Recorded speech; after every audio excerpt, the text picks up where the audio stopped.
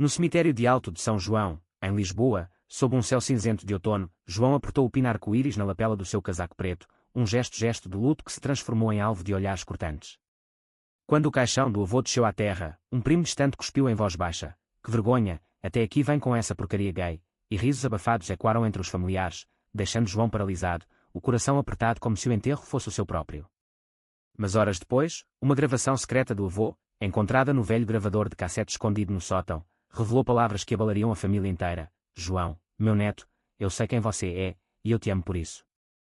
João sentiu o peso daqueles olhares como facas cravadas nas costas. Ele tinha 25 anos, um designer gráfico freelance que lutava para sobreviver na capital portuguesa, onde o custo de vida subia mais rápido que as suas esperanças. O avô, Manuel, fora o único pilar de estabilidade na sua vida caótica, um homem conservador, viúvo, que gerenciara uma pequena mercearia no bairro Alto por décadas. Manuel nunca falara abertamente sobre a orientação de João, mas o pino arco-íris era uma declaração silenciosa, um teste para ver se a família poderia aceitar quem ele era, especialmente num dia de perda coletiva.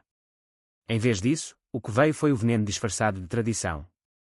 Enquanto o padre entoava as últimas orações, João ouviu cochichos. A tia Maria, sempre devota à igreja, murmurou para a mãe dele: "Ele está pedindo por isso, Isabel." Como se não bastasse o escândalo com aquele amigo dele. O amigo era Miguel, o namorado de João há 2 anos, um professor de história de 28 anos que esperava do lado de fora do cemitério, respeitando o pedido de João para não entrar e evitar mais conflitos. Miguel era o oposto de João, confiante, articulado, com uma família progressista de Porto que o apoiava incondicionalmente. Mas ali, em Lisboa, entre os parentes de João, ser gay ainda era sinônimo de fraqueza, de desonra. João saiu do cemitério com as pernas trêmulas, o pino ainda preso, mas o espírito despedaçado. De volta à casa do avô, uma moradia antiga no Chiado, a família reuniu-se para o velório improvisado. Copos de vinho do Porto circulavam, mas o ar estava carregado de tensão. João sentou-se num canto, ignorado, enquanto os primos discutiam a herança. Foi então que a mãe, Isabel, uma enfermeira aposentada de 52 anos, aproximou-se com olhos avermelhados. "Por que você fez isso, filho?" "Hoje, de todos os dias." João engoliu em seco, respondendo baixinho: "Porque o avô me ensinou a ser honesto, mãe." "E isso sou eu." Isabel suspirou, virando-se para ajudar na cozinha, deixando João sozinho com seus pensamentos. Ele não sabia que aquela honestidade custaria mais do que imaginava. Mais tarde, enquanto limpava o sótão para arrumar as coisas do avô, João encontrou uma caixa velha de madeira, cheia de cartas amareladas e um gravador de cassete antigo. Curioso, ele apertou o play. A voz rouca de Manuel encheu o quarto empoeirado: "João, se você estiver ouvindo isso, é porque eu parti. Eu vi o pino que você usou no Natal passado. Eu sei o que significa. E eu quero que saiba que eu te apoio. Mas a família. Eles não entendem. Guarde isso em segredo até o momento certo." João congelou. O avô sabia. E mais, havia mais na gravação. Manuel confessava ter escondido sua própria juventude, um amor proibido por um amigo na década de 1950, durante a ditadura de Salazar, quando ser gay poderia significar prisão ou pior. "Eu me casei com sua avó para sobreviver, mas perdi uma parte de mim. Não faça o mesmo, João." A revelação atingiu João como um soco. Ele chorou ali, no sótão, abraçando o gravador como se fosse o avô. Mas o que fazer com isso? Contar à família arriscaria explodir tudo: heranças, relacionamentos, a imagem santificada de Manuel. Ou guardar para si, traindo a mensagem do avô? João decidiu compartilhar com Miguel primeiro. Naquela noite, no apartamento modesto que dividiam em Alfama, ele tocou a gravação para o namorado. Miguel ouviu em silêncio, depois abraçou João. "Isso muda tudo, amor." "Mas e se eles negarem? E se te culparem mais?" João assentiu, sabendo que o caminho à frente seria cheio de minas. Os dias seguintes foram um turbilhão. A família marcou uma reunião para dividir os bens de Manuel, a mercearia, a casa, algumas poupanças. João, como neto mais velho, tinha direito a uma parte, mas os primos, liderados por Tiago, um empresário conservador de 35 anos, já tramavam para excluí-lo. "Ele não precisa de nada, vive aquela vida boêmia", Tiago dissera numa ligação que João ouviu por acidente. A pressão aumentava. João sentia o conflito interno rasgando. Honrar o avô significava confrontar a família, mas isso poderia custar o pouco de afeto que restava. Ele decidiu agir. Na reunião, com o gravador no bolso, ele esperou o momento. Quando Tiago propôs dividir tudo entre os filhos responsáveis, ignorando João, ele interrompeu: antes de decidirem, ouçam isso. E apertou o play. A voz de Manuel ecoou na sala, revelando seu segredo. O silêncio que seguiu foi ensurdecedor. Isabel empalideceu, Maria cruzou-se, Tiago explodiu, isso é uma montagem. Você manipulou para nos chantagear. A família dividiu-se, alguns acreditavam, outros negavam. João saiu dali com uma vitória pírrica, a herança seria discutida de novo, mas o preço era alto, olhares de traição, acusações de desrespeito aos mortos. Miguel o esperava em casa, mas até ele questionava, valeu a pena, João? Agora eles te odeiam mais. João deitou-se naquela noite, o peito apertado. Ele havia escolhido a verdade, mas o custo era a solidão crescente. A sociedade portuguesa, apesar dos avanços, casamento gay legal desde 2010, ainda carregava resquícios de machismo católico nas famílias tradicionais. João sentia isso na pele, amigos que se afastavam, empregos perdidos por falta de fit cultural. E agora, a família. Mas a gravação plantara uma semente. Talvez, com o tempo, germinasse. Ou talvez destruísse tudo. Os ecos da reunião familiar ainda reverberavam na mente de João enquanto ele caminhava pelas ruas empedradas de Lisboa, o Tejo brilhando ao longe sob o sol de inverno. A gravação não só expusera o segredo do avô, mas também acendera um fogo de discórdia que ameaçava consumir os laços já frágeis. Isabel, sua mãe, ligou no dia seguinte, a voz trêmula, você destruiu a memória do seu avô, João. Como pôde? Ele tentou explicar, mas ela desligou, deixando com um vazio que Miguel não conseguia preencher completamente. Miguel, sempre o racional, sugeriu uma pausa, dê tempo a eles. Enquanto isso, foque no trabalho. Mas João não conseguia. Seu estúdio freelance estava parado, clientes cancelavam projetos, talvez por boatos da família. Ele se sentia exposto, como se o pino-arco-íris o marcasse para sempre. Num café em Rossio, ele encontrou um velho amigo, Pedro, que também era gay e ativista na Ilha Portugal. Você fez o certo, João. Mas prepare-se, famílias como a sua não mudam da noite para o dia. Pedro contou histórias de rejeição, de jovens expulsos de casa, de suicídios silenciados. João estremeceu. Era isso o preço da autenticidade. A tensão escalou quando Tiago, o primo, marcou uma reunião particular. No escritório dele em Baixa, um espaço moderno com vista para o elevador de Santa Justa, Tiago sentou-se com ar superior. Aquela gravação é falsa, e eu vou provar. Mas se você retirar sua parte da herança, eu esqueço tudo. João riu amargamente, é chantagem, Tiago. O avô queria que eu vivesse livre, não rico. Tiago inclinou-se, livre. Você vive num mundo de ilusões. Aqui em Portugal, ser como você ainda é um estigma. Pense na sua mãe. João saiu furioso, mas as palavras cravaram dúvida. E se ele estivesse errado? E se a verdade machucasse mais que ajudasse? Em casa, Miguel esperava com o jantar pronto, mas o clima estava pesado. Você está obcecado com isso, João. Estamos juntos nisso, mas eu sinto que estou perdendo você. João confessou suas inseguranças, o medo de ser um fardo, de arrastar Miguel para o caos familiar. Miguel beijou suavemente, eu escolhi você, com família e tudo. Mas naquela noite, pela primeira vez, eles dormiram de costas um para o outro. O conflito interno de João crescia, lealdade ao avô versus paz familiar. Ele sonhou com Manuel, o avô dizendo, a verdade liberta, mas dói primeiro. Dias depois, uma traição veio de onde menos esperava.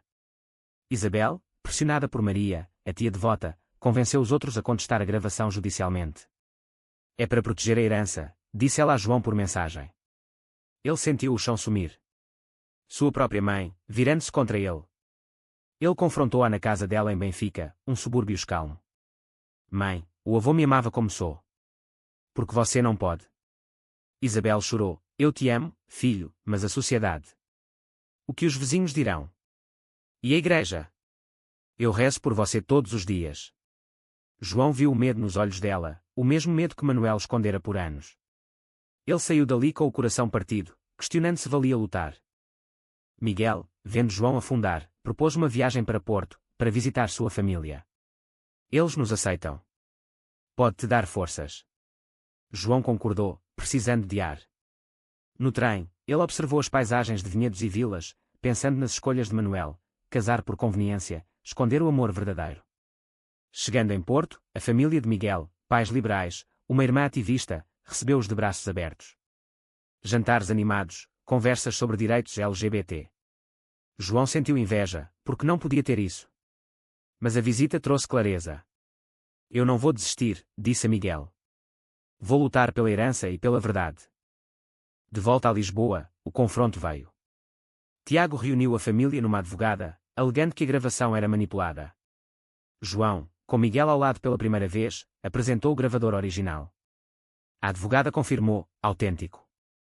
Mas Maria explodiu, mesmo que seja verdade, é pecado. Manuel deve estar se revirando no túmulo. A reunião terminou em caos, com Isabel saindo em lágrimas. João ganhou a batalha legal, sua parte da herança intacta, mas perdeu mais. Primos o bloquearam nas redes, tios o ignoraram. O preço da verdade era o isolamento. Naquela noite, João e Miguel discutiram. Eu te avisei, disse Miguel. Agora, o que sobra para nós? João rebateu, sobra a dignidade. Mas internamente, ele duvidava.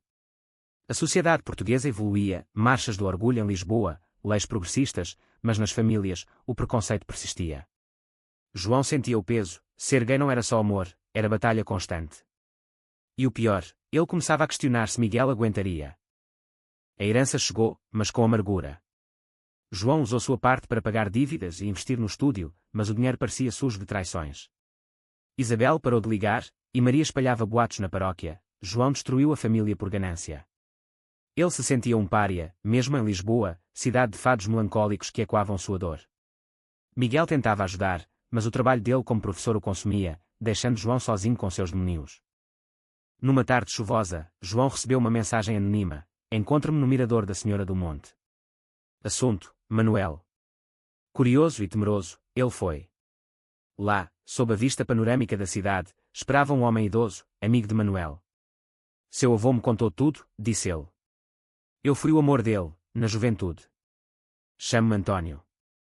António, 78 anos, viúvo, revelou detalhes, encontros secretos nos anos 50, o medo da PIDE, a polícia política. Manuel se sacrificou pela família. Não deixe que façam o mesmo com você. João chorou, sentindo conexão com o passado. Mas António avisou, sua família sabe mais do que diz. Cuidado com Tiago.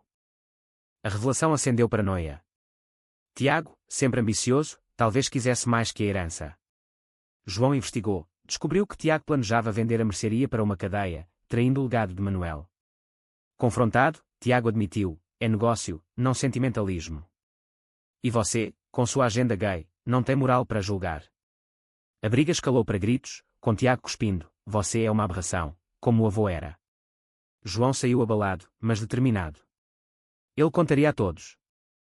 Em casa, Miguel ouviu a história. Isso é perigoso, João.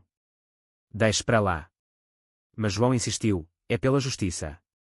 A tensão entre eles crescia, Miguel sentia ciúmes do tempo que João dedicava ao passado. E nós? Nosso futuro. João prometeu, depois disso, focamos em nós. Mas uma noite, após uma discussão, Miguel saiu para beber com amigos. Voltou tarde, cheirando a álcool e arrependimento. Eu te amo, mas isso está nos matando. João sentiu o medo, perder Miguel seria o golpe final. A família marcou outra reunião, desta vez na mercearia vazia. João chegou com António como testemunha. Revelou o plano de Tiago. Caos, acusações voaram, Isabel defendeu Tiago inicialmente, mas ao ouvir António, vacilou. Pai. Você sofreu tanto? Perguntou ela. Maria rezava em voz alta, mas o grupo dividiu-se. Tiago, encurralado, admitiu, mas contra-atacou, e você, João? Vivendo com Miguel abertamente. Isso mataria o avô de vergonha. João rebateu, não, ele me apoiava. A reunião terminou com Tiago saindo furioso, prometendo vingança. João ganhou aliados, Isabel começou a ligar, questionando suas crenças. Eu errei, filho. A igreja ensina amor, mas eu tive medo. Mas o preço? Tiago processou por difamação. O julgamento aproximava-se, forçando João a reviver tudo. Miguel, estressado, sugeriu separação temporária, preciso de espaço. João concordou, coração partido. Sozinho no apartamento, ele questionava, era certo forçar a verdade. A sociedade mudava, mas devagar, casamentos gays existiam, mas preconceito em empregos, famílias persistia. João sentia o isolamento, amigos gays o aplaudiam, mas ele pagava o preço emocional. No tribunal, em Lisboa, a audiência foi tensa. Tiago apresentou provas de manipulação. João, com Antônio e a gravação, defendeu-se. O juiz, progressista, decidiu a favor, sem difamação. Vitória, mas Tiago sussurrou, isso não acaba aqui. Isabel abraçou João pela primeira vez em meses, estou orgulhosa. Mas Miguel não estava lá, ele mandara mensagem, preciso pensar. João voltou para casa vazio. A verdade libertara, mas custara amor. Os meses pós-julgamento foram um limbo. João reconstruiu o estúdio, ganhando clientes LGBT-friendly, mas o vazio de Miguel persistia. Eles se viam esporadicamente, como amigos, mas o afeto murchava. Eu te amo, mas o drama me esgota, disse Miguel numa cafeteria em Cais do Sodré. João assentiu, sentindo a perda, o preço da luta era sacrificar o relacionamento. Ele mergulhou no ativismo, juntando-se a Pedro na Ilga, palestrando sobre famílias e aceitação. Mas internamente, o conflito rugia, certo ou egoísta. Isabela evoluiu, visitava João, perguntava sobre Miguel. Eu rezo diferente agora, filho. Pelo seu felicidade. Mas Maria resistia, cortando contato. Tiago, humilhado, mudou para a Espanha, deixando veneno, cartas anônimas acusando João de destruir a família. A pressão social pesava, no trabalho, boatos, na rua, olhares. Portugal progredia, Arco Lisboa orgulhoso, mas raízes conservadoras em regiões como o interior resistiam. João sentia isso, ser gay era legal, mas aceito. Uma reviravolta veio quando Antônio adoeceu. No hospital em São José, João visitou, você é forte, como Manuel queria, disse Antônio. Mas revelou mais, Manuel deixara uma carta para Isabel, escondida. João encontrou-a na casa do avô, Manuel confessava tudo, pedindo perdão. A.M. é João como ele é. João entregou a Isabel. Ela chorou, eu falhei com vocês dois. Isso curou feridas, Isabel reconciliou-se plenamente, até convidando Miguel para jantar. Mas Miguel hesitava, e se o ciclo recomeçar? João enfrentou sua própria crise, depressão rastejava, noites insones questionando escolhas. Num terapeuta, ele explorou, trauma geracional, o custo da visibilidade. Você escolheu a verdade, mas pagou com isolamento, disse o terapeuta. João viu, Manuel sacrificar amor por segurança, ele sacrificar a segurança por amor próprio. Mas valia. Com Miguel distante, duvidava. Numa marcha do orgulho em Lisboa, João marchou sozinho, o pino arco-íris brilhando. Encontrou Miguel lá, por acaso. Eu sinto sua falta, disse Miguel. Eles conversaram, Miguel admitiu medo, mas admirava a coragem de João. Vamos tentar de novo. João aceitou, mas com condições, equilíbrio. O relacionamento renasceu, mais forte, mas marcado por cicatrizes. Tiago retornou, pedindo perdão falso, pelo bem da família. João recusou, sem honestidade, não. Isso solidificou, escolhas tinham consequências. Isabel organizou um jantar familiar, sem Tiago e Maria. Pela primeira vez, paz. Mas João sabia, a luta continuava. Sociedade mudava, mas devagar. Com o tempo, João e Miguel reconstruíram, mudaram para um apartamento maior em Graça, planejando futuro. João publicou um livro sobre a história do avô, anonimizado, gerando debates em Portugal sobre legados LGBT escondidos. Críticas vieram, conservadores o atacaram online, mas apoiadores cresceram. O preço, exposição, mas também impacto. Isabel tornou-se aliada, participando de eventos. Eu aprendi tarde, mas aprendi, disse ela. Mas sombras persistiam. Miguel recebeu oferta de emprego em Berlim, é uma chance, João. Mas e nós? João sentiu o dilema, ficar por família ou ir por amor. Ele escolheu ir, mas Isabel implorou, não me abandone agora. Conflito, lealdade dividida. Eles decidiram, Miguel foi sozinho, relacionamento à distância. Dor, mas crescimento. João ficou, ajudando Isabel, mas sentindo falta. Numa visita a Antônio, já recuperado, João ouviu conselhos, viva sem arrependimentos. Isso o impulsionou, ele viajou para Berlim, surpreendendo Miguel. Eu escolho nós. Eles se reconciliaram, decidindo morar lá. Mas o adeus a Portugal doeu, família, raízes. Isabel abençoou, seja feliz, filho. Anos depois, de volta para visitas, João via mudanças, mais aceitação, menos preconceito. Mas questionava, suas escolhas foram certas. A verdade libertou, mas custou anos de dor. Foi certo João expor o segredo do avô, mesmo que isso tenha destruído partes da família, ou ele deveria ter guardado silêncio para preservar a paz.